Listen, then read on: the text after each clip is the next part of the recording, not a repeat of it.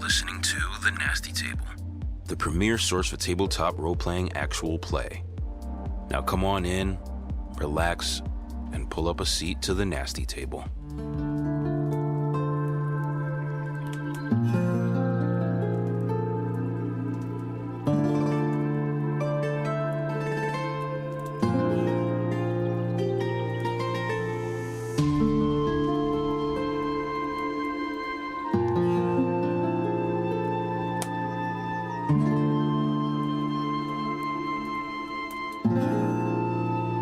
Last session at the Nasty Table. I am Gumshoe Perot, the greatest detective in Ticinia. Is you orange? Okay. Fucking cool. Take it easy. Next couple of days. Come back in 2 days. I'll have something for you. The royal family here has many powerful clerics. You are under the effects of Zone of Truth. Do you know of Sorin Vathir, Shael, Lorian, Corian Valdris, Valen Trey, Kaufman? Until do you have time? Perhaps we could even spar. These blows, they are not Joshua. You're Paul, grasping an unmistakable key. Tell him to find me when he's prepared to reach heaven through violence.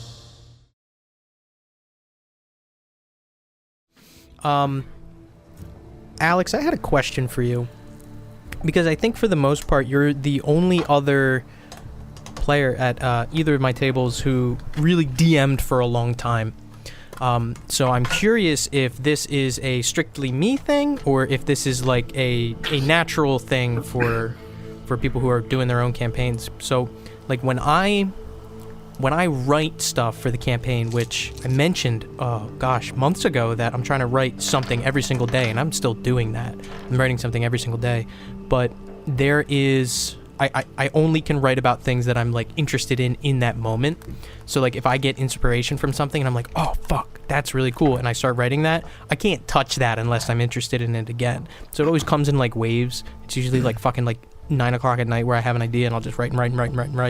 But like originally how I tried to do it, and I thought that this is how most people do it when they plan a campaign, is they're like, okay, I'm gonna write about this, then I'm gonna write about this, then I'm gonna write about this, then this. So like I'm gonna write about the country, and then after I'm done with the country, I'm gonna do the guilds, and then I'm gonna do the cities, and then I'm gonna do this. But I would just jump back and forth, and I still jump back and forth through whatever I'm interested in. What was your writing process like for when you ran your campaign? I'm curious. I would get like huge bursts of like inspo, I guess, and like a week I would just spend like a good better portion of a weekend just like writing, and then I would stop, and then it was like an on and off thing. But every week, there were times where I didn't feel like writing for the next session. Like, kind of like you, like I would write about just other like world building shit.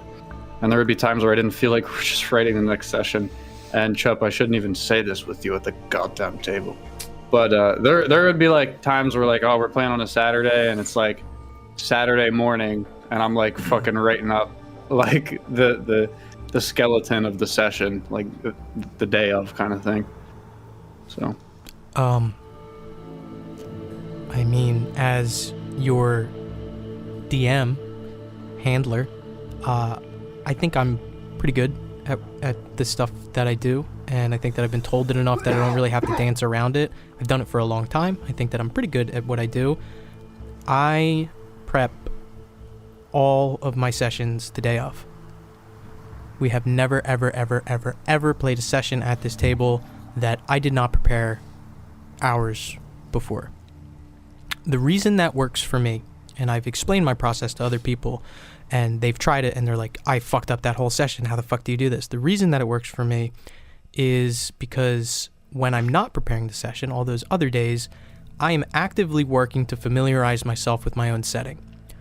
So if you're familiar with the setting that you have, anything else that might be a surprise isn't a surprise anymore. I was explaining this concept to 12 Gauge, where they're like, you know, I'm running these pre-written adventure paths, but what do you do when we do something that's not written down? Well, I say, I understand the setting, I understand the scenario well enough.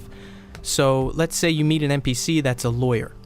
She's a lawyer, and she's just someone you go to for information in like one of the cases that we're doing, and she hands off some information. And one of the players asks, the NPC, do you have any kids? Well, I don't know, because that wasn't written in the pre-written adventure path. I have no idea, but I understand this NPC at least. She's a lawyer. She's very straightforward with her information. She has a long career, and she's young. So no, there's no way that she could have kids. It doesn't make sense with the NPC. That concept can be applied to tons of things. So if you guys visit some spot that I don't have prepped, I'm confident enough in my understanding of my own setting to be able to tell you what's there, because I know what's there, because I know what it is. Does that make sense? That makes sense, but that's funny because I am, like there's always like time to improvise, but I am not, like if I am I don't see it as improv though. There are times when I have to improv, but for that kind of stuff, things that I'm not expecting the party to go after, anything that's available for the party is something that I already kind of like know what it is in my head, at least. But I'm sorry, I interrupted you. If I'm making like a character, I didn't do it, maybe I didn't do it all the time, but I remember like not like freaking out about every character, but kind of like freaking out about every character and being like, where the fuck is he from? What's his last name? He has to have a last name in D&D. Not like to that degree, but like I don't know, like I needed like an answer before I would be put in a spot to like have to think up an answer, if that makes sense. So like let's take a look. I don't want to talk about any NPCs in this campaign, obviously, but you have an NPC and you don't have something prepared for it. Say the NPC is a merchant that you're going to run into, and they have dark skin and they're really all about money, right? So with that basic information that you have, and say you just have their first name, not everybody needs a last name. I tried my hardest to break myself of that habit. I actually had that for a long time too. The Guardsman family kind of brought my attention to a lot of that stuff. But so this NPC, say you have this NPC, and you as players ask questions to the NPC that I don't have prepared. Based off of my understanding of the NPC, I can extrapolate those answers, right? So he has dark skin, and you ask where he's from. Well, he's got to be from one of the places that, are either closer to the equator, or maybe there is a place where this particular skin tone comes from, or whatever the case is. Here's your answer right there. I didn't have it prepped, but that's just based off of inferring off of the character. Backstory, mother name, father name, you can just make that shit up. I make that shit up all the fucking time. Unless it's important. And I hope, my goal is that you guys can't tell what I am just pulling from thin air, unless it's funny, like the Guardsman family, and what I have prepared. Because obviously the stuff that I would have prepared ready to give you is a little bit more important. The stuff that I'm improvising is maybe not so important. But I hope that you guys can't tell the difference between those two things. Be like, oh, he was really quick to give an answer there. That must be important. I don't want you guys to ever think like that. Ant had no idea of this concept because DJ, they're playing Delta Green, and DJ's like, how many cigarettes do I have left in my pack? And I go, 8. And Ant's like, how did you remember that? How do you know that? I had to explain to him, like, I made up a number. I just made a number up. He imagines that my preparation is a lot more intensive than it is. I think for the most part, my preparation is intensive. I mean, this session alone, I have 15 pages in front of me for this session. But that's not everything. It can't be everything, ever. I love this shit so fucking much. I was talking to Justin, who plays at the other table, last night, and I just got done editing an episode of 12 Gauge for release this morning, and I was like, dude, like, I'm running the 2 podcasts, I'm doing, the editing, I'm doing this, I'm doing that, and he's like, oh, yeah, that seems like a lot. Why? I couldn't imagine running 2 campaigns. I'm like, I fucking couldn't imagine not running 2 campaigns. I never want a point in my life where I'm not playing tabletop, and I realized that. And I think that that's specifically why we started this, is that I had just gone too long without playing tabletop. I love D&D. I'm rambling. You guys want to play? You guys want to do something? Can I just... You literally went, let's get right into this, and then did all that. I know. I'm sorry. My name Toby. I like you. My name's Joey. I like D&D. I'm sorry. I had to point that out. Let's get right into this. Oh. Let's get right into this.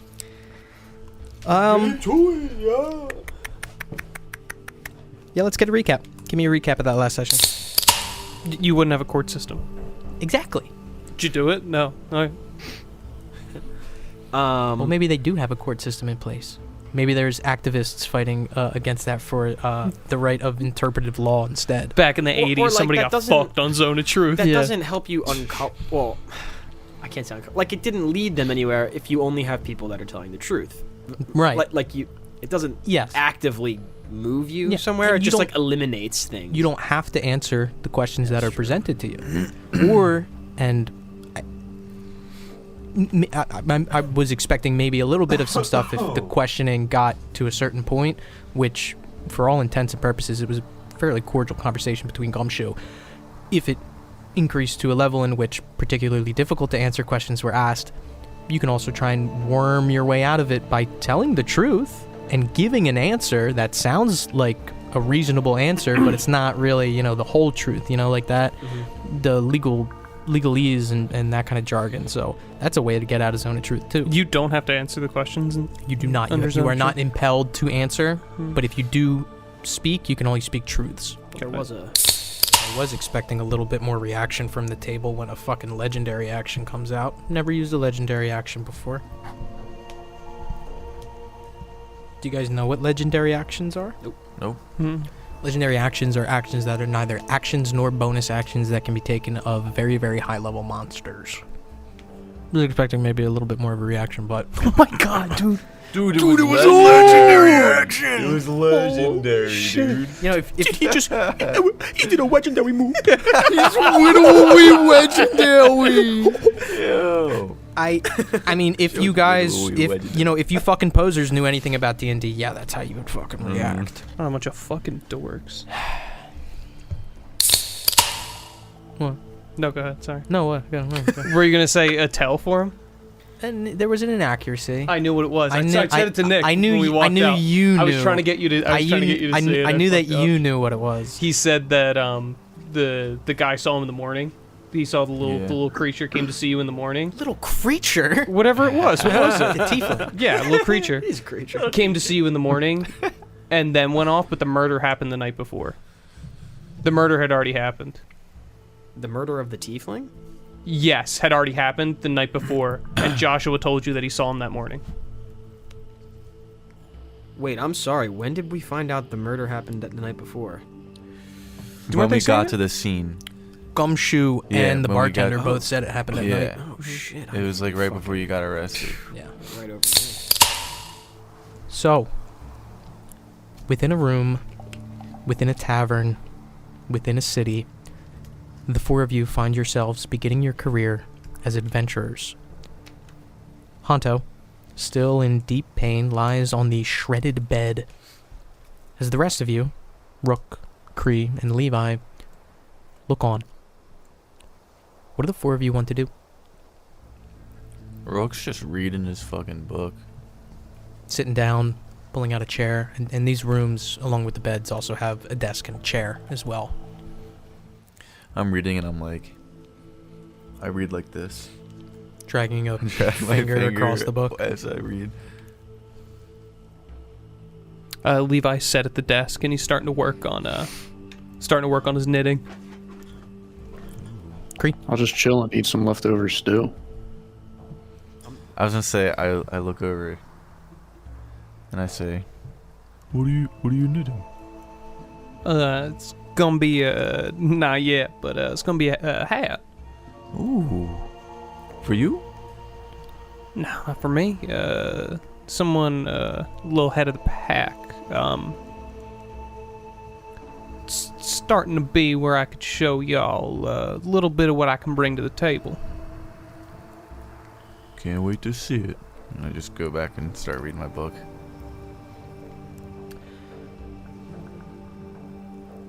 Time passes. At this point, when you brought him in, I would say it was around maybe midday. Hour goes by. Another. And then another past that. sun is still hanging in the sky, but it should find itself with the moon coming out behind it within the next 4 or so hours. What do you guys got on the menu? What are you guys planning, and what do you guys want to do for the rest of this day? I guess we could try to find the dude that we're gonna work with. Yeah. He's here, right? So, do you know what happened? Did we say that at the end of the last session we explained him what happened? Okay. Yeah. Okay. Well, Yeah. what he's Yeah. We Say. said. Yeah. Okay. Sorry. Yep. I'm good now. I think he's here. No. Yeah. Isn't that what Bubblegut said? Who, Asan? Yes. Maybe we can go to the front, downstairs in the bar, and ask the innkeep if he's here, what room he's in. Start walking out of the room, and I open the door, and I just gesture my hand like, let's go after you. I would say, not mechanically, by any means. Your wounds hurt. Non-lethal damage, of course, no internal injuries, nothing like that. But even now, your black fur isn't going to show a bruise, but you can feel the tenderness along the side, and you can almost pinpoint where each 6 of the punches landed. All over your body, but, I mean, it's going to take you some time to kind of recover fully, just roleplay flavor's sake. But mechanically, you're good, you're rolling, whatever your hit points are, but I can't understate how much it really hurts. Definitely, Hanto's gonna be walking around all 4s, just because it's way easier. Follow you down, Cree. Rook and Levi, you guys staying in the room? Yeah. I'll stay up there. Yeah. And Rook, for what it's worth, the book that you're reading, it is covering a lot of the different druidic tribes of the region. But on top of that, it also covers specific practices of each individual tribe. Something that you have heard about before, but also, after meeting Kaylin, became a little bit more aware of, cognizant of, is Wild Shape, which is described, and the different tactics in which different tribes tend to achieve this state are kind of outlined. And your understanding, especially with your druidic background, whoever wrote this book doesn't really get the full picture.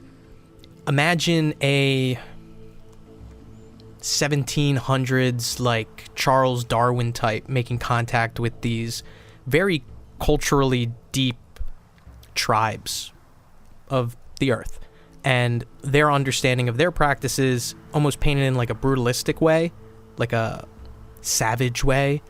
But to you, with your druidic background, you understand what this connection to the earth means. Does that make sense? Mm-hmm. But you still have a lot to go. It is a pretty in-depth book. The two of you making your way downstairs, Hanto and Kree, what do you guys do? Stepping down the stairs, Hanto taking some pained steps. You can see the bar downstairs is full with a decent amount of patrons, and the same bartender behind the bar kind of tending it, filling up glasses. What do you guys do? I'll go walk up to the bartender. Yeah, and he... This is the innkeep, right? The bar. Yeah, this is the where's guy you've been dealing with. You don't know his name, but he's the guy who brought you got you the food, brought you the fruits, all that kind of stuff. But he looks up. Good evening, sir. Everything is fine with our stay. We were just wondering, do you have a guest here? His name is Asan. The merchant. Yes, we my party, we took a contract to help him travel. Yeah. We would like to talk to him. Yeah, he should be right in there. And he kind of points over. Looks like there's a room that's adjoined to this. There's no door, but it's almost like a doorway that's there. It's just a section with some tables in it. He usually stays there by himself. Thank you. Yeah. I head on over. Mm-hmm. Walking past the people at the bar and this doorway, like I said, it's open. You kind of look in, you can see a bunch of tables scattered around, and some people are sitting there. You see not just, one singular person in this room, but there's probably like 4 or 5 tables that are scattered around. Some of them are filled with people, but the one thing that you do see is one guy who's off to the corner, sitting in a chair, single chair at one kind of bigger looking table. A bird-like creature. Gray feathers, big wings, this crooked, weathered beak, splotches of white in like the gray feathers that cover him head to toe. He kind of looks like a seagull. But he's just sitting there, and it looks like he is counting out coins on the table. Is he as big as a humanoid, or is he like? Looks humanoid size, maybe about like 6'2", 6'3". I mean, I'll go approach his chair, his table. Stepping up as he notices, he looks up as you kind of get closer, and he kind of grabs the coins and pushes them a little bit closer to himself and looks up. It's a pleasure to meet you, sir. My name is Honto. This is Kree. Give a little wave. We are part of the Adventurers Guild, and we took your contract to help you go to the Grand Urg. You can see him as he's looking at you. One of his eyes has like a scar over it. It's just like this milky white. The other eye, bird-like, just kind of looking at you. Well, the pleasure is mine. Yes. Brewster has told me a decent amount about you, so... Oh, you already spoke with Brewster about us. Yes, he told me that you took the contract, so I'm happy to hear that. Yes, the 2 other members of our group are upstairs in a room. Well, that's good to meet you. I'm glad that you accepted the contract. I just have a few questions for you, if you don't mind. Of course.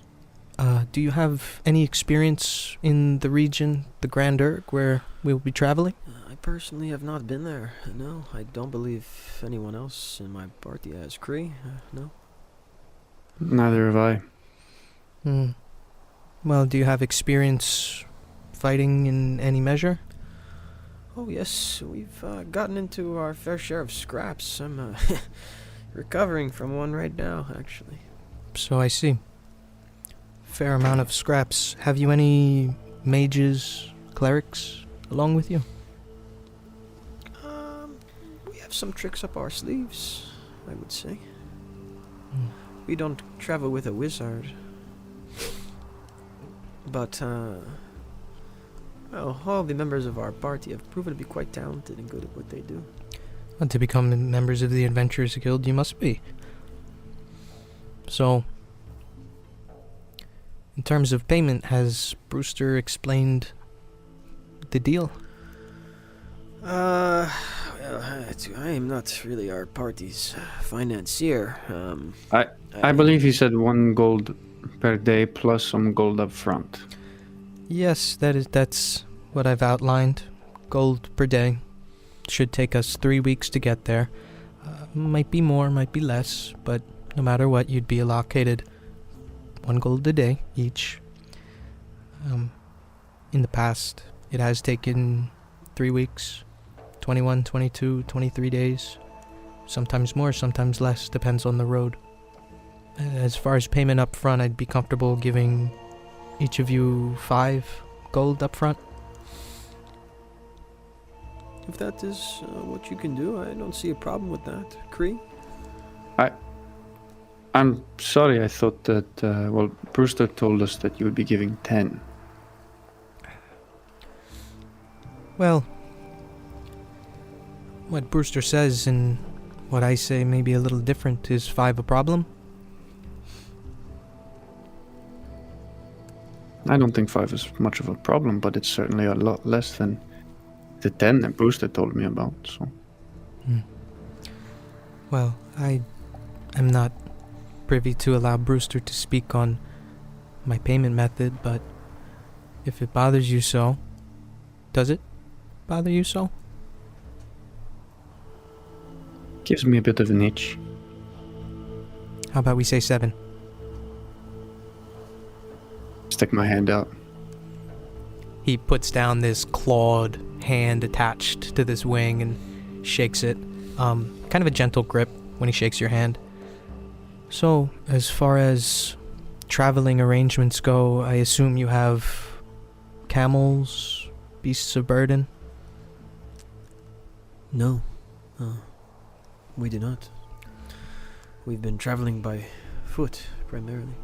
Well, I have no room on my bullock cart for the four of you. I would suggest to at least have a mule and a cart. We should be going at a hastened speed. I think it may be difficult to keep up on foot.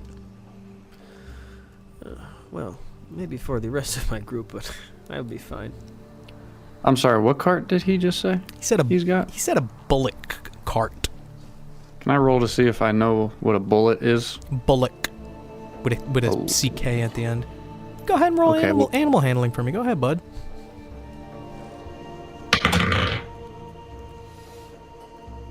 Eight. No, you don't know.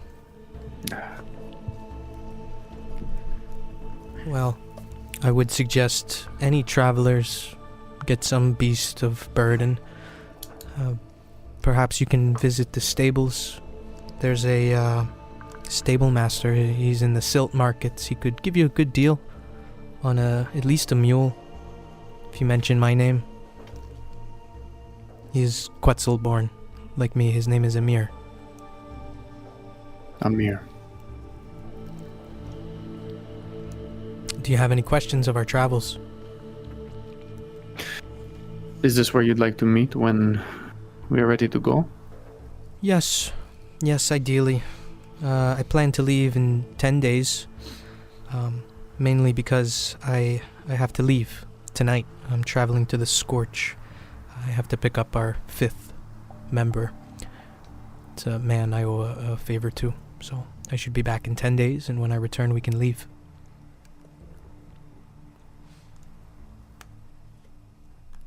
Okay. Is Did this the fifth man? The contract said 4 to 5. This is the fifth man you speak of, right? Yes, he is a strong warrior. I mean no disrespect. I just... Do you not trust us? I do. It's a little awkward, complicated. I trust you fine. I owe this man a favor. He helped me out of a problem and I promised him work. But he is a capable man. Okay. So I will leave tonight. I'll be here until the sun sets.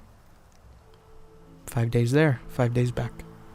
When I return in 10 days, we can leave. 10 days it is. Any other questions?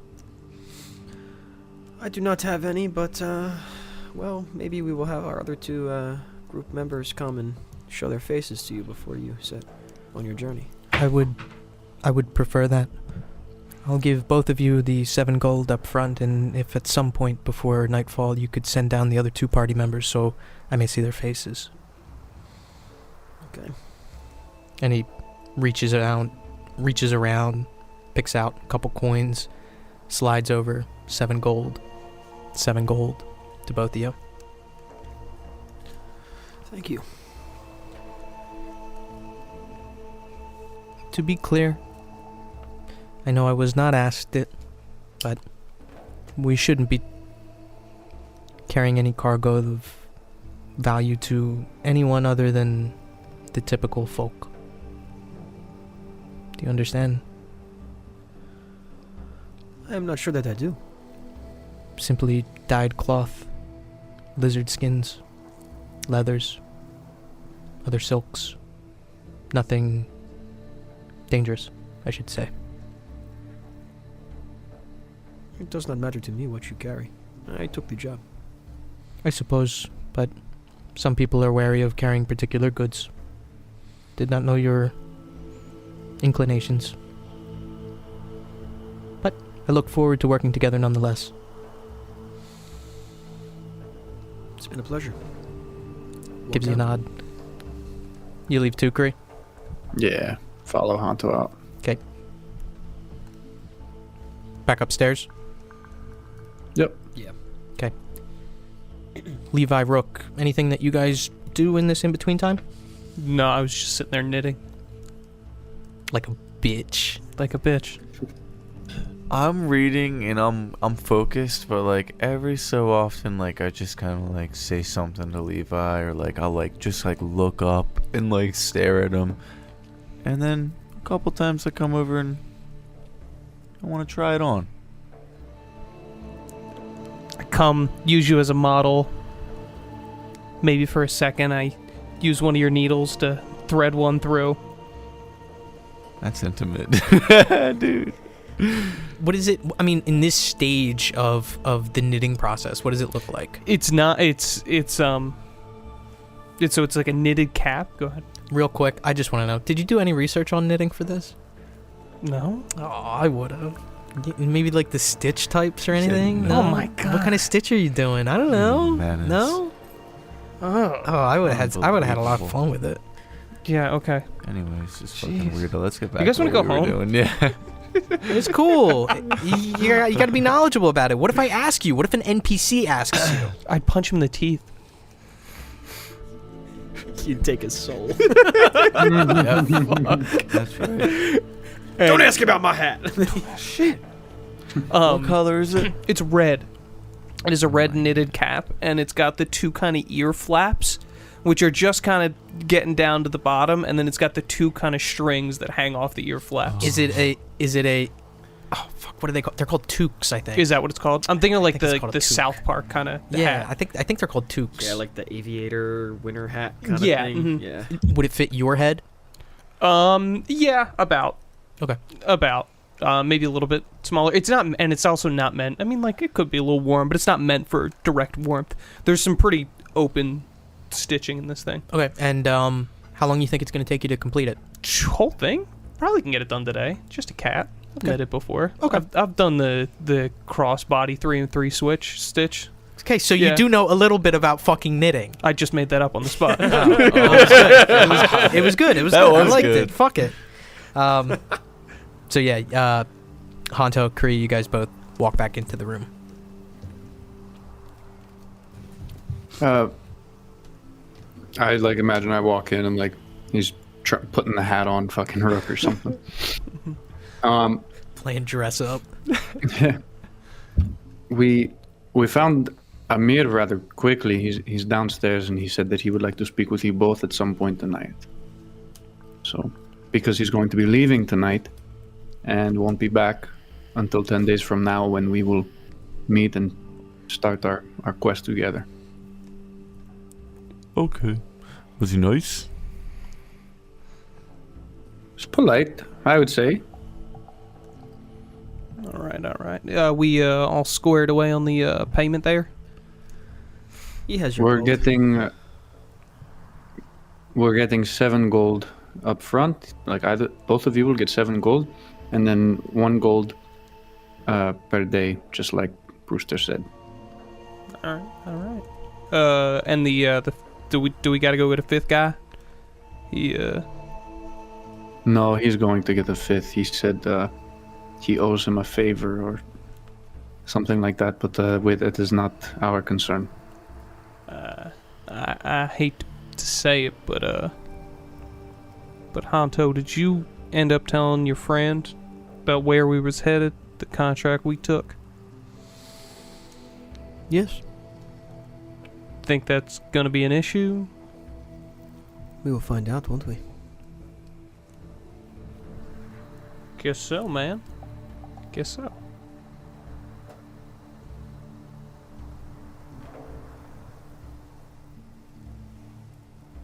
All right, he wants to see us. Yeah. Start walking down. Yeah. Hat on. You leave the hat on? Yep. I imagine in my mind the hat, like when you're wearing it, has like your thorns like sticking out of it. Yeah. I'm not gonna say that it's gonna ruin the hat, but definitely is, sticking out of there. So you walk your way down. Much as I described, the bar is similar to how it looked when they went down there. Bartender doesn't immediately look up as you guys, step down. What do you guys do? Turn to the bartender, or wait for the bartender to get our attention. Yeah, he kind of looks over. Our friends came down here looking for a man. Amir? Shit, yeah. Mirror, I don't know. In the mirror. We didn't have two people down here. Yeah, they were Couple minutes looking ago. for Asan. Asan. Yeah. Yeah, where is he? He's right through that room. Should be near the back. Points Okay. over towards a door frame. I should remember this shit. Head in. Start walking in. So you make your way in, and you can see exactly what I described to them. Tables set up, some people spread about, and this one guy in the corner, a bird-like looking man with gray feathers splotched with white, counting out coins.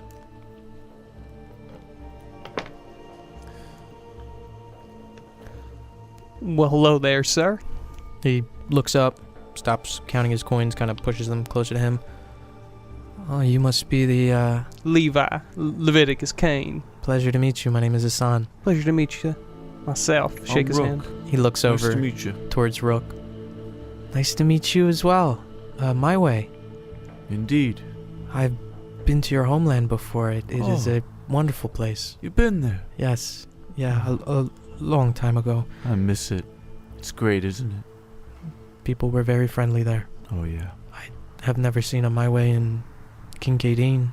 Yeah, I've never been here.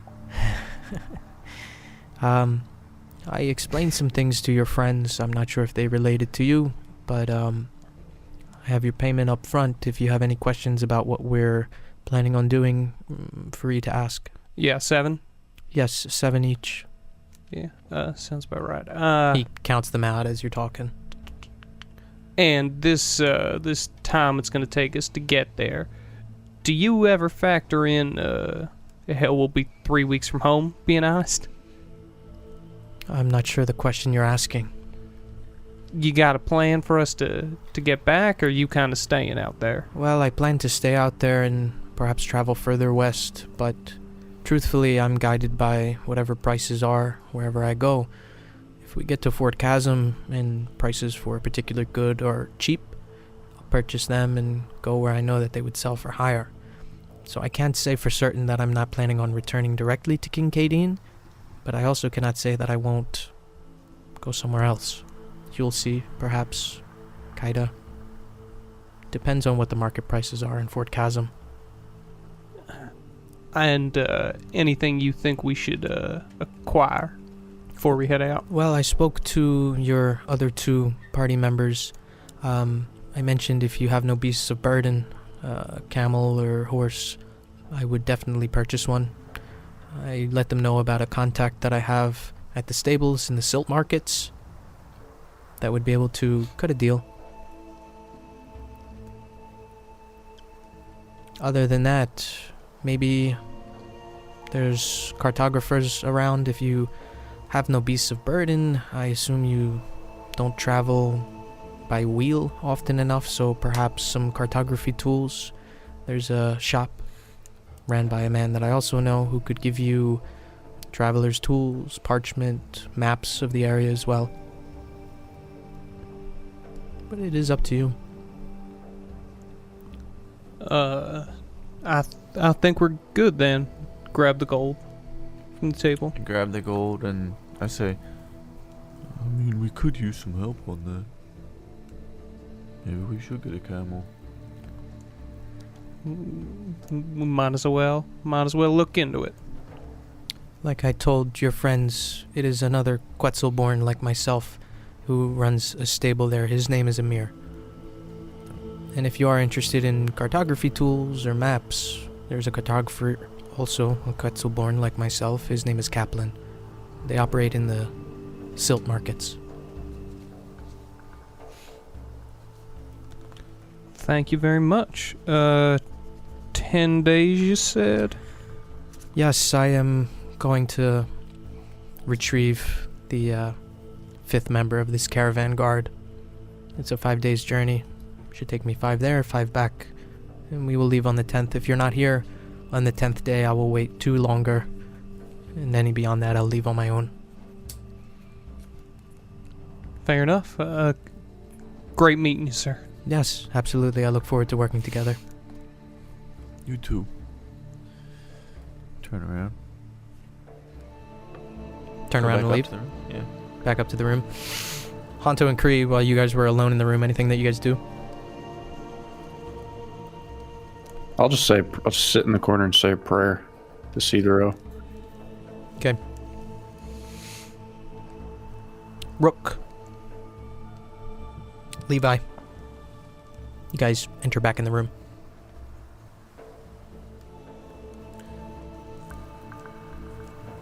I'm holding my money, and I go, now I could buy my own hat. And I take mine off, or this one off, and give it back to you.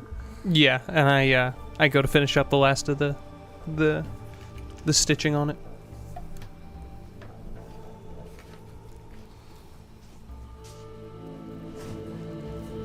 So did he tell you anything differently than what we told you? Or he told us? No. Suggested that we get a camel or a horse. And I guess we got to get a cart too. Shit to take care of a cart. Damn.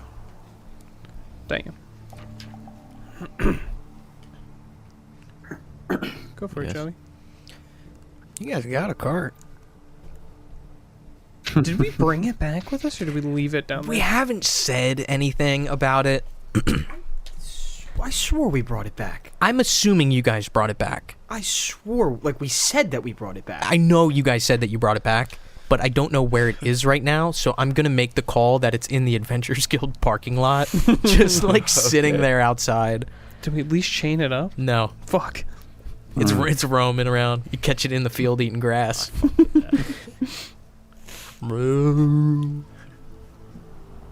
Shall we go meet Amir? Think so. Now this cart that we have, is it a one-size-fits-all cart? Is it a, small horses only cart? So you have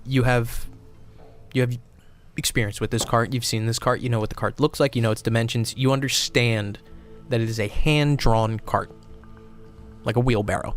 You know that it would need alterations made to it in order for it to be functional, in order to have some animal pull it. Okay. From our experience, do I recall, like, does it look like a very, very generic ass handcart? Or is there any type of, like... No, it's not like it's a tool frequently used at the docks, if that's where your mind is going. It's not branded, it's not... I mean, like, it's very mistakable for the next handcart. Yes. Okay. Unless you guys want to trick it out, where you want to put, like, No, I flames meant on the side of it, or... It was used in a potential crime. Yes, there's nothing distinguishable We don't about have to this scratch cart. the VIN number. Yeah, you know? no, you don't have to scratch the VIN There's number. nothing like that. No, it's an indistinguishable from the next cart.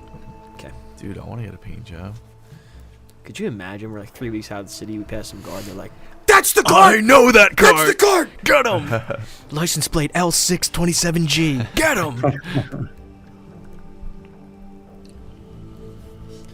I think we should go pick up the cart and then we go to the silk markets. yes. Perhaps. Exactly. So, going outside, sake of brevity, go to the Adventurers Guild parking lot. Maybe you guys gotta, like, hit the panic alarm to find where you guys parked it, but easy enough to find the cart. Find the cart, pick it up, and you guys said you want to go to the silt markets? Alright, Yeah. just to give you a heads up, it's going to take you guys some time to get there. You imagine you would get there a little after nightfall. That's fine. I'm cool with that, if you guys are. Making your ways out? Yep. So, traveling through the district, not passing directly past the royal palace in any capacity, but you can see it looming in the distance. So you basically cut your way up the alleyways around the Adventurers Guild and make your way back onto the main road. This road, like I mentioned before, is stark white. You can see drag marks in it from any kind of wagons that have passed or foot traffic or anything like that, but it is a rather beautiful and fairly wide road. Imagine like a 4-lane highway, that wide, of just this pure, solid chalk, white chalk. Stepping up it, and there is foot traffic, even at this time of day, up and down this main road. The road leads directly to the Royal Palace itself, but the opposite side, which you guys passed across in order to get to Talverna originally, leads out west. So you follow this down, eventually reaching this open-air market, and you can see it in the distance before you get close enough. It's still packed, and at this point, the sun has set, and out come these candle lights and these lanterns and these different torches that are lit in order to illuminate this open-air market, which is teeming with people, even at this point in the day. Now, at this point in the night, I would even say. People are trading, people are talking. You guys are here.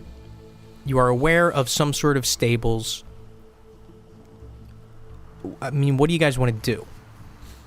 You see people peddling all sorts of wares.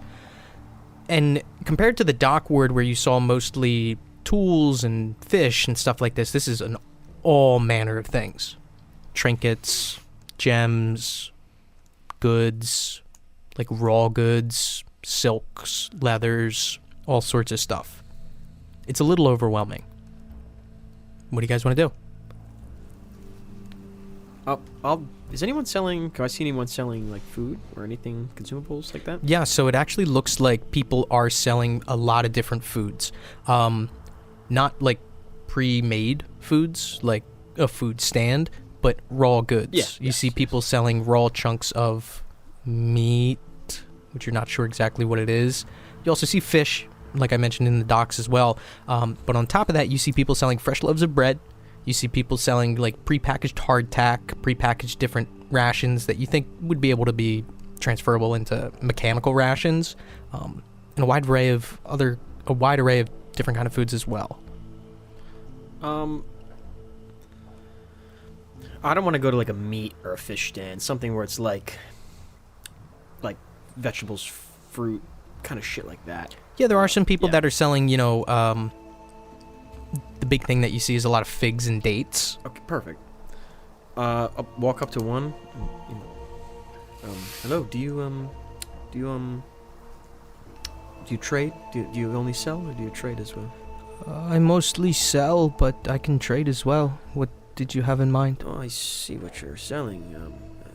Would you like to offer me anything before I take out my 3 jars of honey? Mm-hmm. And he kind of takes a look. This is honey. Yes. From the south? No, it's from well past the salt flats. Huh. Could I take a look?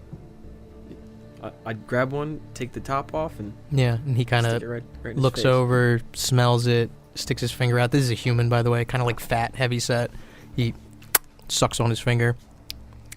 Well, that is honey.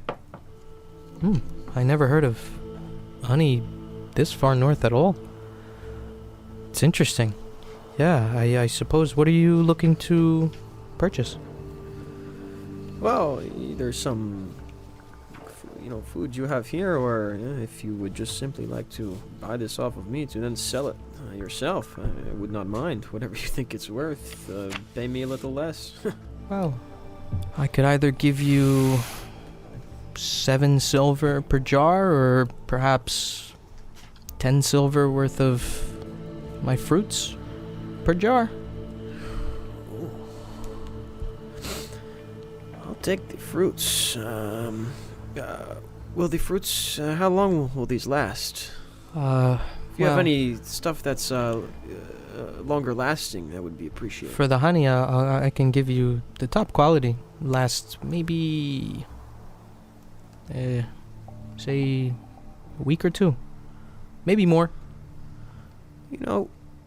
I'll give you 2 jars of honey. One for your silver offer, and one for the fruit. How about that? Fair to me. Alright, to to end that interaction, do you know, there is supposed to be, we were told of a stable here, a bird person sorts, if you will. I haven't seen them before, named Amir. Yeah, Amir Stables. Yes. Amir Stables, it's called? No, it has no name, but he runs it. Okay. Could you point me in the direction of that? Yes, if you go straight down there and make a left at the, there's a person selling coffee beans right at the end. You just make a left and head straight up that, and you can't miss it. Okay. Thank you. Also, I was told of a cartographer? There are also a few. One of the same race as Amir, I was told. He is right next door. They are brothers. Well, thank you very much. Yes. On my way. Back to the group. So, Up and to the left. what are the three of you guys doing during all this? I want to look for some pickled vegetables. So, if we are going on a shopping spree, because we got, I don't want to bog us down in each individual interaction. If it's funny, I'm going to do something, but for any kind of rations that you guys want to purchase or any kind of adventuring gear that's outlined in the PHB, just let me know what you're looking for. If you're looking for toolkits, or if you're looking for whatever the case may be, I can let you know if it's easy to find. I can let you know if you're able to negotiate a good price, but pickled vegetables for what end? Strictly to have as rations, like to eat as you travel, or for something else? To have as rations. Then I would say yes, it's easy enough, and even if it's not just, well, does Rook eat meat mostly? No. Okay, so then for the most part, if you're looking for pickled rations, they do have like pickled, most of them are honestly like pickled zucchinis, pickled squash, pickled cabbage, and for 1 day of rations worth, it's 5 silver. Okay, we'll do that. So you have an unlimited supply before you, and you're able to purchase that if you like. I do. Make sure you adjust your finances accordingly. Okay. Anybody else? Can I try and sell my jewelry that's worth 10 gold? If you would like to, yes. Now, here's my question. How hard is Kree looking for the best possible deal? Kree's willing to hold on to this if he doesn't get in the ballpark. In the I'll say ballpark that. of 10 or in the ballpark of further than that? Nah, 10. Yeah. Okay, so then He's not trying to upsell. roll me a general charisma check as you kind of step through a couple different places trying to peddle these pieces of jewelry. 12. 12, I would say that you are able to find someone willing to buy it for 9. Okay. I'll do it. Okay, you're able to do that. Pleasure doing business with you. Thank you. This is pretty. They look tasty. They'll look good on you or in your stomach or whatever you'd like. Someone told me that kobolds eat these. Is that true? Gems and rocks. Can I tell if it would make him happy if I said yes? Roll insight.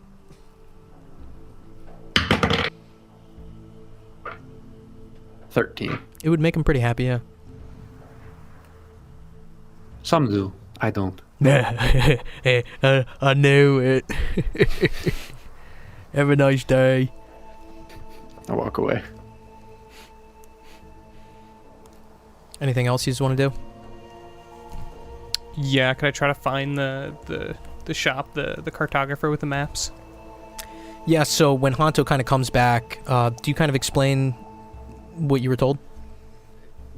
Yeah, pretty quickly. I just said everywhere we need to go is up and to the left. So I would say Back to the left. back to the left. I would say Rook purchases his rations, Kree is able to peddle off his jewelry, and you are speaking with the fruit vendor. You guys all wrap up at the same time, reconvene, you explain that to them, and then you guys head up and to the left?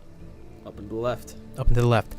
Easy enough to step down this street, which is just, like I mentioned, this open air market. So there are these beautiful silk, almost like tapestries, that are hanging on posts to cover all these different outside vendors that are peddling all these wares. If it's not clear, if I didn't kind of state it, anything in the PHB under the gear section is for sale here. Maybe some other stuff if you guys have anything that comes into your mind. Hey, you know, do they have this? Do they have that? Like, there's no like furniture in the PHB, but there is a furniture seller that you guys pass on your way here. This place is very, very compact. Vendors are shoulder to shoulder peddling their wares, and a lot of money is exchanging hands.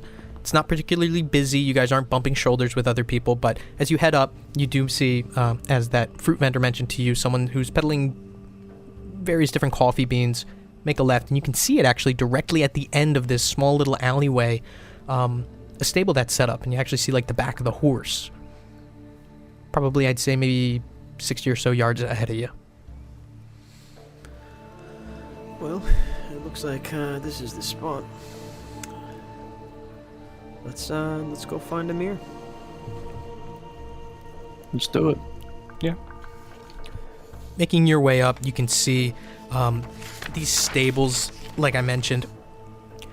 And it is an actually fairly large stable, almost like a barn with the top half of it cut off. So there's different pens with different animals that you see kind of roaming around. There is a pen that you see that's kind of large, takes up maybe about a quarter of this space, that's filled with different dogs that are running around. You see different kind of hounds, different kind of like mastiff type dogs, just like roosting around, playing with each other, running around, rolling around. You also see a variety of camels, large horses, some smaller, more reasonably sized horses, mules, and the like. There is one person who is immediately recognizable, similar to the person that you saw a few hours prior in the bar. A Quetzalborn, a bird person, kind of picking up a saddle. It looks like he's trying to saddle a horse and like tie down the belts. There's an entry into this. It looks like there's like a push gate, almost like a wooden gate that you can just kind of push in and step inside if you guys so choose. But for the most part, like I said, all open air. It's not like a building. It's just this guy with these stables set up almost in the middle of the sands here. What do you guys do? I want to approach the man. Yeah, he's kind of finished setting up this saddle and kind of like tightening belts and looks over. Can I help you? Hello, yes, you're Amir, I presume? That is me. We are doing work for a man, Hassan, a merchant. He sent us here to you because we are in need of some animals to pull our cart. Much the same as when you saw Hassan, this Quetzalborn has the same features. Gray coat of feathers, splotches of white, this crooked, curved beak. Like I said, Hassan looks like a seagull. This guy looks like a seagull. And he says, Amir, he says, well, what is my brother up to this time? We are taking him on a trip to the Grand Erg, to Fort Chasm. He's doing some merchanting, buying and selling there. It's a 3-week trip. He's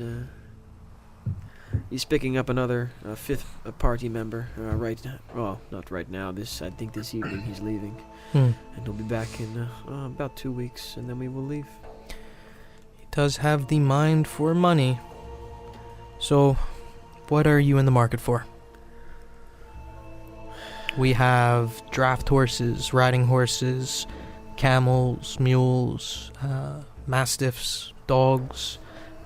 We sold out of goats this morning, but is there anything that you're looking for specifically? Well, we've been dragging this cart with us, right? If you guys, I'll say that you guys have dragged the cart to this point, but in the future, tell me we're bringing the cart. Because you guys specifically said we're going to the Adventurers Guild and picking up the cart, I'm imagining you guys are bringing the cart. But remember, keep. I'm going to hold you guys to that. If you guys aren't saying, hey, we're bringing the cart. If I don't hear that, you guys didn't bring the cart. But yeah, you have the cart with you. All right, so I kind of like motion him to come with me as I'm like, well, I've only traveled on foot my whole life, but we do have a cart. I think we will need to modify it, but perhaps you can tell us what we would be best suited to use. Well, let me take a look. He kind of steps up, looks at the cart. Anything that you three are doing during all this? I want to talk to him, but I'm following Hanto around for this part. Rook Levi, anything? Or just kind of Looking for that cartographer shop. Oh, yeah, so you actually see it as they're at the stables. You see right next door is, like I mentioned, open air market. There is a man, much similar to this guy, much similar to Hassan, who you spoke to before, and additionally, gray, white splotches, crooked beak, seagull-looking Quetzalborn. I would say, been mentioning that a couple times, naming the race by its race name, Aarakocras. In this setting, referred to as Quetzalborn, just a little homebrew thing, but if you have any questions about this race, they're referred to in the PHB and any other, or not the PHB, in any kind of supplements as Aarakocra. You see it outside, there is this table set up, a bunch of tables kind of going back kind of far, and this Quetzalborn, like I mentioned, just kind of milling about, looks like he's rearranging different stuff, but you do see tools, navigation tools, astrolabes, and different stuff like that. But back to Amir looking over the cart. So, I would suggest, ideally you would want a draft horse. Just one will do. One draft horse should get the job done. They can pull up to 550, 575 pounds. Okay. How much are we talking? Because you say you are friends of Hassan, I could give you 50 gold. And we'd also have to alter the cart in order to be pulled by it.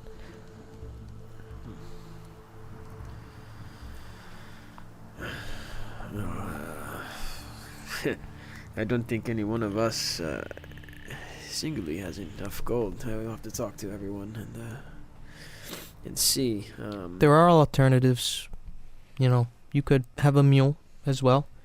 A mule could pull it just as well, but they would be able to pull a little bit less. Maybe around 480, 500 pounds. And for that, I could give you a mule and alter the cart, package it together for 20 gold.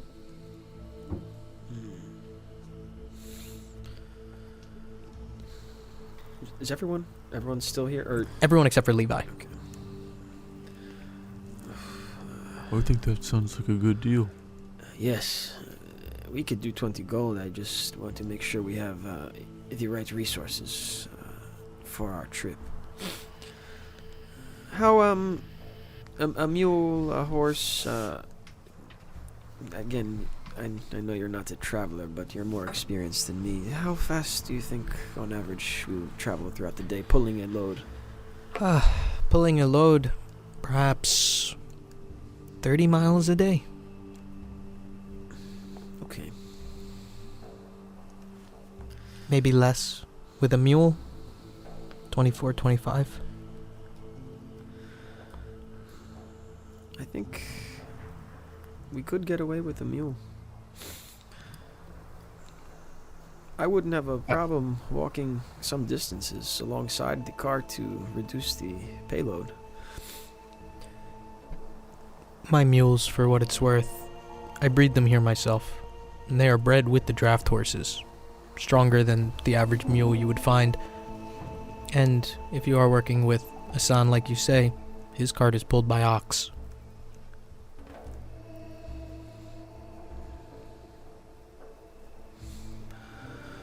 I think mule is probably the way to go then. If it's pulled by an ox, we don't have to get anything faster than that. Yeah. And you said the cart modifications would be included with this too? Yes, but make sure that you tell my brother so. And he kind of gives you a smile. I will. I appreciate the deal. Well, whatever keeps my brother safe. And he kind of... Ah, gosh. Kree and Hanto, both of you guys roll perception.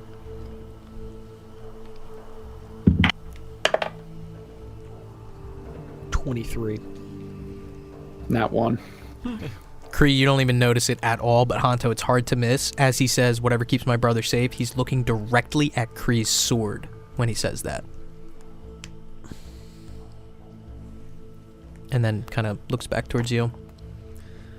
You can peruse the mules, pick whichever you like. I have 3 right now. Okay. Thank you. We'll come back and let you know. Sure thing. Levi. You step up to that cartography outdoor shop. It's quick to get the owner's attention. You're almost out of eyesight of the other 3 from this point. He looks up. Can I help you? Well, hey there, feller. Headed on a little adventure. Glad to hear it. Headed west. Never West? been. You map out the area? Have anything of the area? I purchase the maps and sell them back to travelers, yes. You go to the Grand Urk Yeah. or beyond that? Who knows where my destinations will be. But I thought I'd try my hand at maybe charting the area myself for once. Yeah. You got the bits and bobbles I'd need? Yeah, I would be able to piece together a decent enough set for you, yeah. All right. Do you have any of the maps out right here that I could see the area? This morning, we had a noble come in. He bought up all of our maps except for a few. I only have a couple. Anything of that area? The one map that I have is current royal family claims in northern Ticenia. The other is a rough regional map of the northeast here. I guess I'll take a look. Yeah. Kind of reaches down. Roll perception.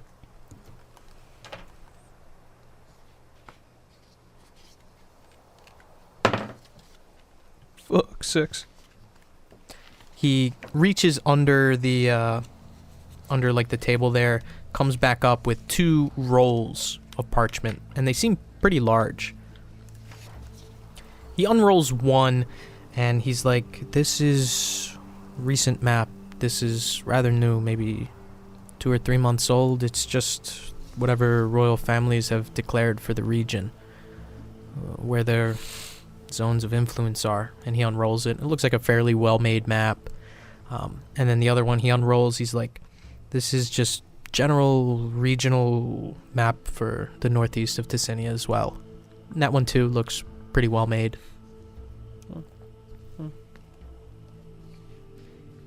Yeah, nothing about the area that we're headed to. No. All right. But would you like to see those maps? I would love to see those maps, Joey. Oh, damn. Those are very Big. general maps. Big words. Big woods. What the fuck? Damn, it's a big map. Alex, since you can't say it, he just gave us a full detailed world map. Like every single town and village is in here. That's sick. Population numbers. By race. Mm-hmm. They're the 2 shittiest maps. Literally, like, neither of them are probably useful at all. That's sick. Give you a general idea. Yeah, I hand them back to him. Well, I memorize them. They're in my head. That's what I'm saying. So yeah, now back from us this up. point on, any kind of map that you look at, you just automatically have memorized. That is That's a so very, sick, very dude. useful feat. As long as you say to me, you I know, will before I remember. go to sleep, I sketch it. Hence why I am here with this man. I imagine. Yeah, about those tools. Yes, would you like a full set just for general cartography? How much you reckon that's gonna run me? Well, how much does it cost in the player handbook? Oh, well, Joe handed my player handbook to somebody else at the table. Don't worry, I'll look it up. I have one under the table. Do I fucking have cartographer's tools? No, never mind. I didn't take them. Chuck, can you send me supplies. pics of that? Oh yeah, I got you. Thanks. Oh, Jesus Christ. No, I got it. Don't tell me. Well, way too much money. Don't tell me. Wait, what did you ask for the price of? Just for one? Cartographer's tools. Oh, the tools. Okay, Yeah. not one of these. No. Well, the thing that would set you most back would be the calipers, the radial compass. You don't need an astrolabe, but at least a star chart of sorts. I'd be able to charge you maybe 15 gold. How's about one of them big sheets of paper? The pencil with the turny thing. We call that a radial compass. Yeah, how's about one of them? That's all you need. Do you need ink or anything? Yeah. Run me some of that. An ounce, too? How much that knock off? The ink is 10 gold an ounce. Oh, Jesus Christ. How does anybody rate anything? Why do you think my maps are so expensive? You haven't asked how much they actually cost. Jesus.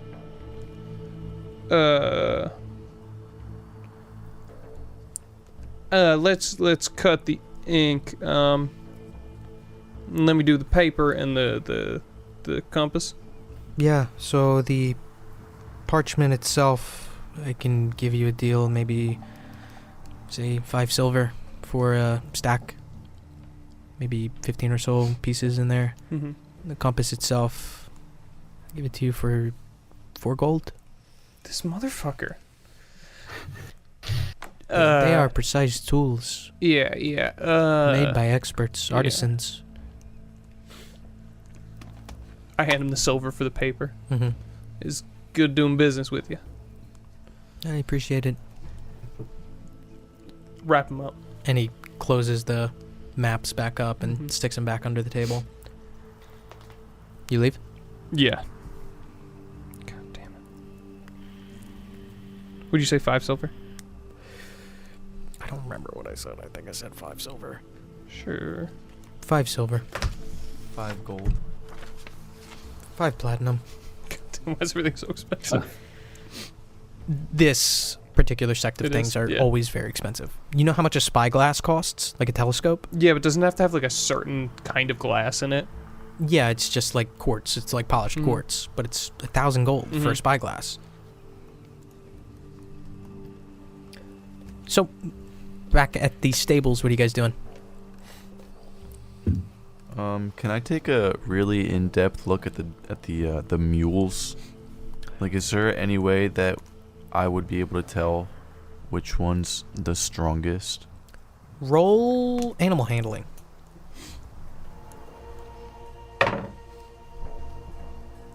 16. 16. So there are 3 mules. One of them has a black coat. One of them has like a gray, almost like spotted coat. The other one has a chestnut coat. They all look fairly healthy. They all look reasonably well. You wouldn't really put one ahead of the other. They're all the same size. None of them look sick. Even if you take some time, and you guys even notice Rook kind of, I don't know how you would do it, but gently picking up the hooves, checking out the horseshoes on them. None of them look any different than the others. Is anyone, like, near me? It's up to Hanto and Kree, whatever they're doing. But you guys see Rook inspecting the mules that are there in the Yeah, pens. I'm with you. Yeah, I'm with I you. just kind of, like, I imagine, like, I'm, like, in the middle of, like, inspecting one of them, and I'm like, they're all really healthy. Take your pick, boys. Which one do you like the most? I like the chestnut one. Maybe it'll blend in. As you guys are talking, you notice Amir kind of taking measurements of your cart.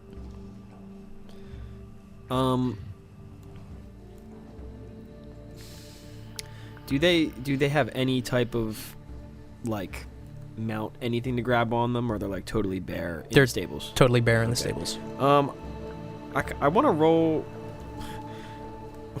I want to roll. No, I want to like it's gonna be animal handling, but I'm not like trying to do anything. I'm trying to like approach each one and get like a vibe for which one is The gonna temperaments. be. Yes, yeah. Which Yeah. one's gonna bucket me? So I would and- actually tell you roll insight.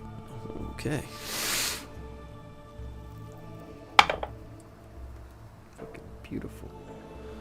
7. The first one you walk up to, the gray one, you kind of put your hand towards the snout, and it kind of like almost like pushes against you.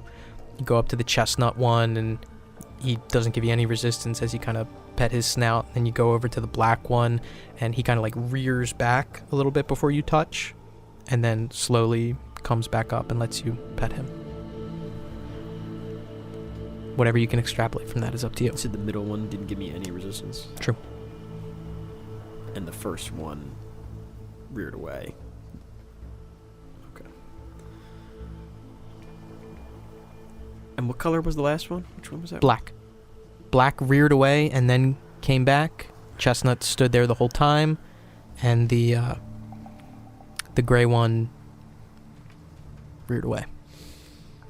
Oh, on the third steed that matches my coat.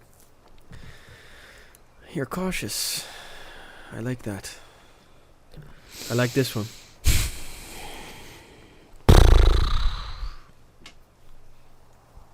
Are we each getting one? I don't think that I need one, to be honest. No, we're only getting one.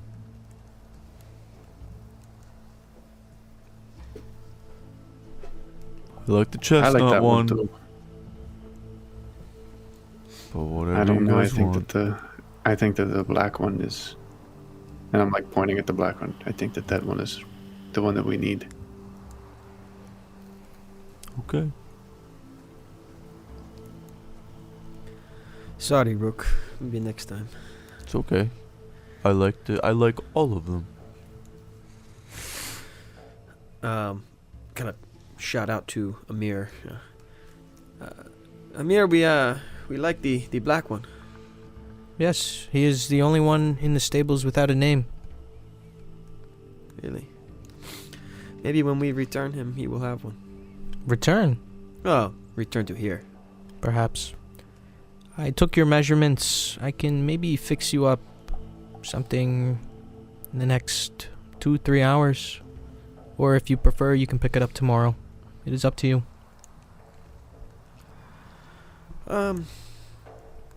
Well, we could stay, but I don't really think we have any plans for the coming days. So why don't we just come by tomorrow? Okay. Then, all I ask is 10 up front. 10 when you come to pick it up. Of course. I'll take 4 gold out.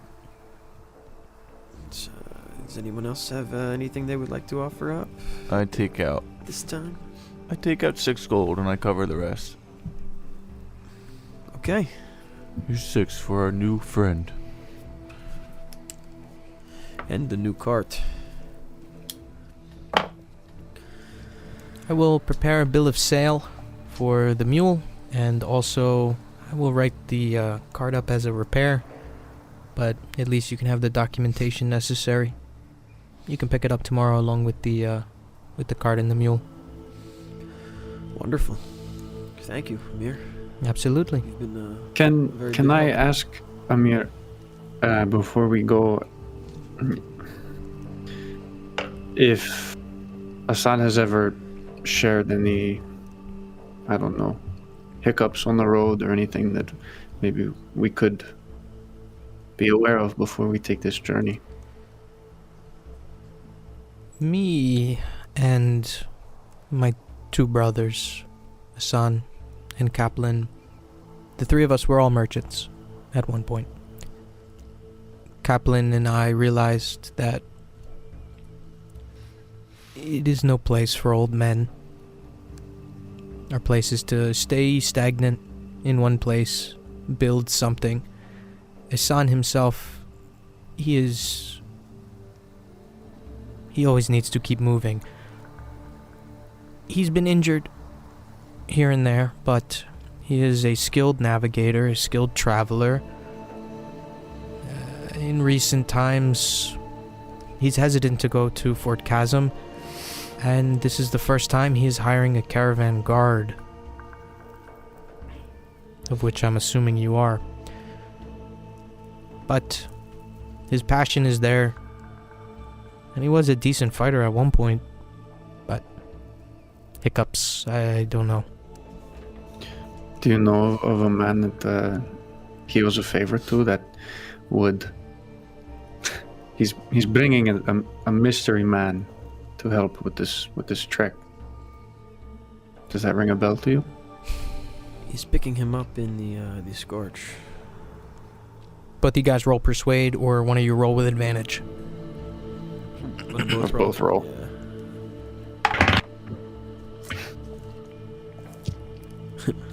4.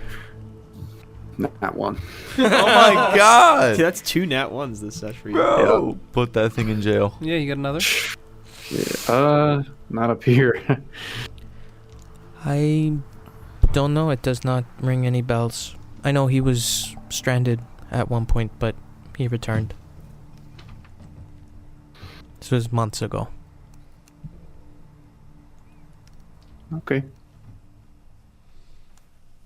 How much did you sell that last goat for? The goat? Yes. 11 gold, I believe. What color was it? It was a goat. It was gray. Okay. I walk away. Honto still standing there. Amir looks over. He says, "If you have any needs for beasts of burden, I have the dogs as well. You're always welcome to return." I imagine we will be seeing you again. Thank you. Absolutely. It is a pleasure. Walk away. Levi, after your dealings with the cartographer, what do you do? Head back to the rest of the group. 'Kay. Meet up with them. I would say you reconvene probably near the end of this conversation. All right. Shit. How much did that run us? It's going to be 20 gold total. Myself and Rook paid 10 tonight, and tomorrow we're going to come back and pick up our product for the rest. All right. Shit.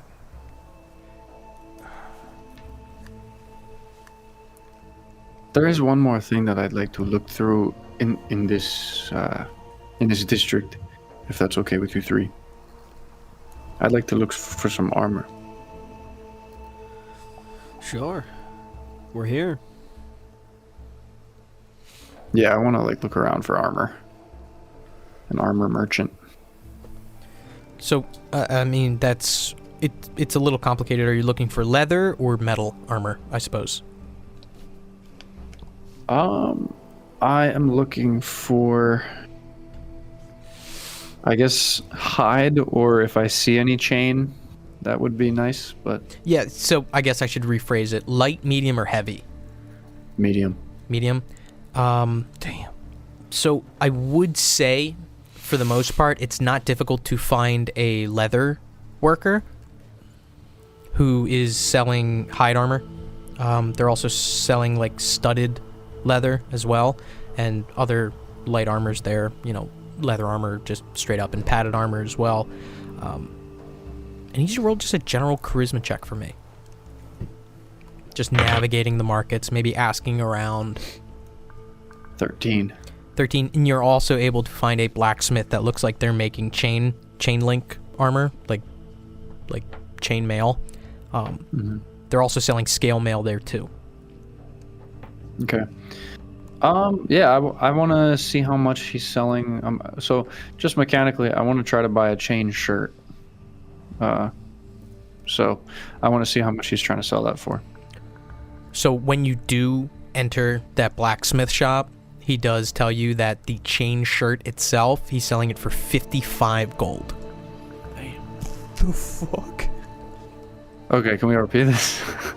You step inside, you can see different lines of armors behind glass cases, and in the distance behind you see a wide door frame, probably about like 3 door lengths long, and into it you can see a workshop where some guy's banging out this piece of metal, quenching it in water, but he notices you walk in, so he crosses that threshold, comes up towards the counter, looks out, and you can see, almost at your eye level, it's a dwarf who looks out. Can I help you? Is anyone in this store with me? Or is everyone outside? I'm gonna say they're all outside. That's my call. Mm-hmm. Hello, how much for the chain shirt? He looks you up and down. It's 55. Do I see a chain shirt around me? You Or- see one in what looks like a display case on top of, like, you guys, like, he has his elbows on top of it. It's like in the actual long, the long counter that's here. 55 gold for this fucking chain shirt, and I tap. Yeah, for that fucking chain shirt, each individual link, you want to count them? Because I had to rod out all of them, curve all of them. 672 different links interconnected. Yes, it's 55. 672 links for the size of this shirt. You are a bit small yourself, but I must say I'm 2 feet tall. This is not going to fit me. I can assure you that. You could save some links. If you sell it to me for cheaper, you keep some, I take some. You want me to cut this shirt in half? I want less links. Well, how about you ask me that in a nice way? How about you say, "Excuse me, artisan, excuse me, blacksmith, could you make me a custom chain shirt?" And I could say, perhaps I could, but instead, you come in here, ask me to cut my fucking shirt in half. You want to try that again? Go outside, walk in the door again, do it. Walk outside, Okay, let's try it again. I walk outside. You walk I outside. walk out, and I say, I don't say anything. I walk out and I say, Rook, can I bother you? Please, can I bother you in the store? Yeah, sure. Walk up. Okay. Can you just ask him to buy a chain shirt for me, please? What? Can you ask him to buy a chain shirt?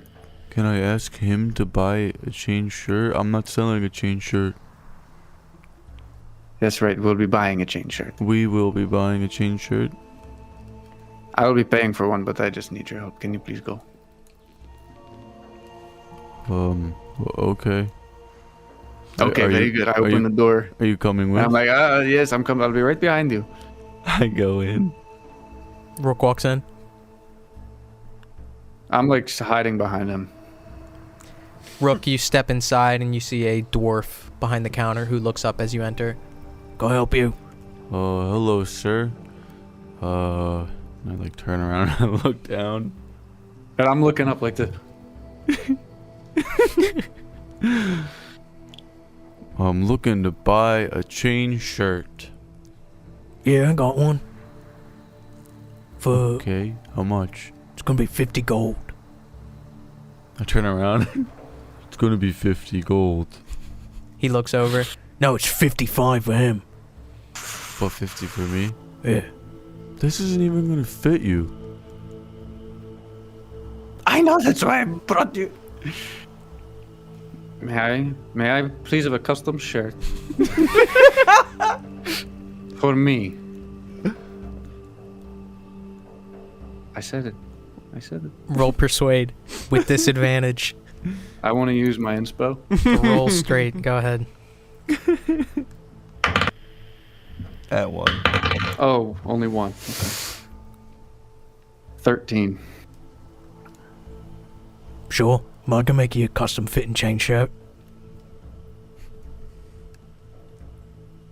What's the price? 50 gold. I need to take the extra time. It's tighter chains. It's got to give the good right coverage. I need to take your measurements.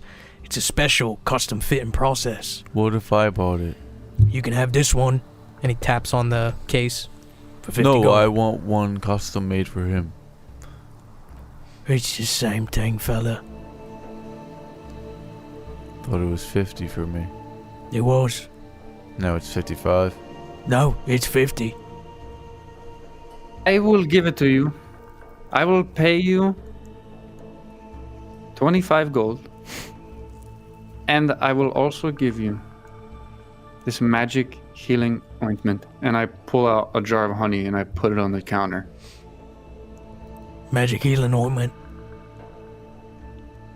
Your hands as a smith, they look quite bruised. I think that it would be nice to, at the end of a nice long work day, just rub your hands in this. It smells like honey and it helps. It's very soothing. Roll deception.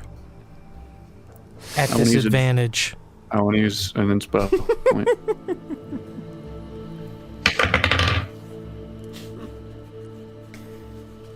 $12.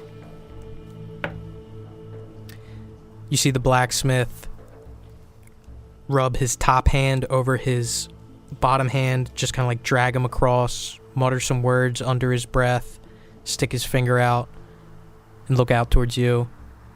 That's not magic.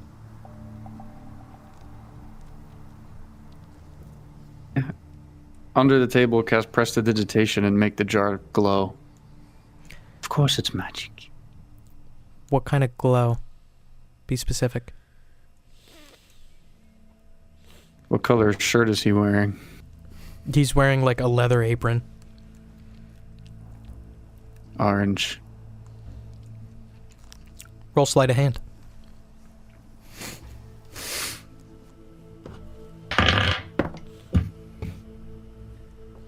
Six.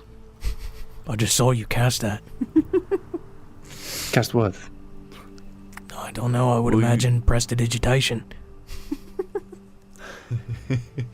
I can't even, that's such a long word, I can't even pronounce that fucking word. What even? Okay, I'm a 30 gold. I'm a fucking mage. Man, I don't know what you're trying to do here. You're a mage blacksmith? Yes, I come from Mavestone, we all are. Will you take this for the chain shirt? And I show the masonry toolkit. What was it? Pick, chisels? No. Mason, Use is testing my patience. about Okay, an iron all I have is pot. 30 gold. All that I have is 30. Gods bless yous. But I have a craft here. It's 50 gold for this chain shirt, and 50 gold if you want me to make one for you. There's no haggling here. I make good things. Take 'em or leave 'em. Climb up onto the counter and I just stick my hand out to shake it. Kind of like looks for a second. Roll one more persuade check.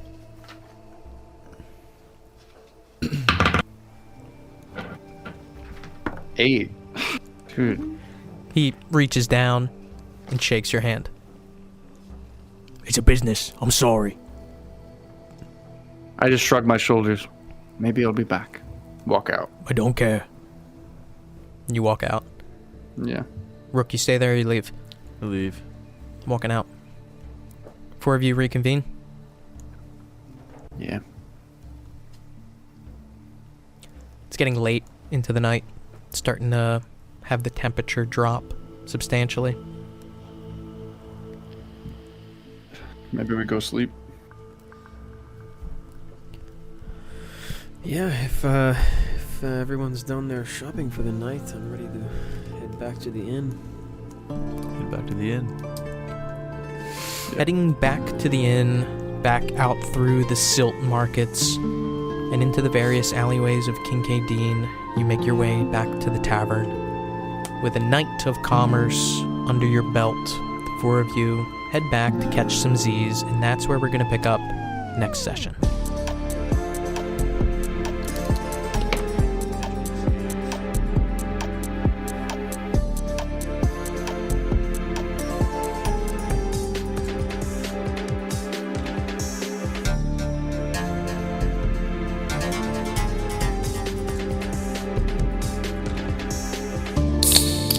Thank you for listening to this installment of Shadow of the Seven, a Nasty Table production.